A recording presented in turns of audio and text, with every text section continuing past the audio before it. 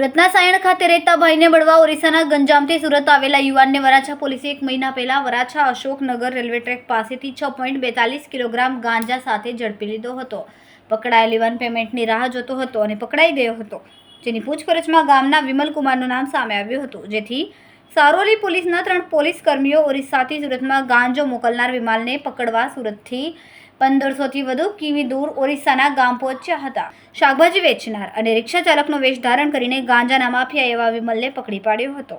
ગત 3 માર્ચ 2025ના રોજ વરાછા પોલીસે અશોકનગર રેલવે ટ્રેક પાસેથી બાતમીના આધારે વિક્રમા ઉર્ફ શીલુ પૃથ્વી સિગર સ્વાઈને 64,240ની મત્તાના 6 કિલો 424 ગ્રામ ગાંજા સાથે ઝડપી પાડ્યો. પોલીસે તેની પાસેથી મોબાઈલ ફોન, રોકડા રૂપિયા 70, થેલો મળીને કુલ 69,130 मुद्दामाल कब्जे કર્યો હતો. 3/3/2025 को वराछा पुलिस स्टेशन में एक एनडीपीएस का केस रजिस्टर हुआ था, जिसमें 2 आरोपी थे. एक विक्रमा पृथ्वी स्वाइन, जिसको हमने पकड़ा था, और दूसरा था विमल उर्फ सानो स्वाइन. इसमें 6.5 किलो गांजा जैसा बरामद हुआ था, और ये विमल उर्फ सानो स्वाइन उड़ीसा गंजाम डिस्ट्रिक्ट का रहने वाला था और ये फरार था.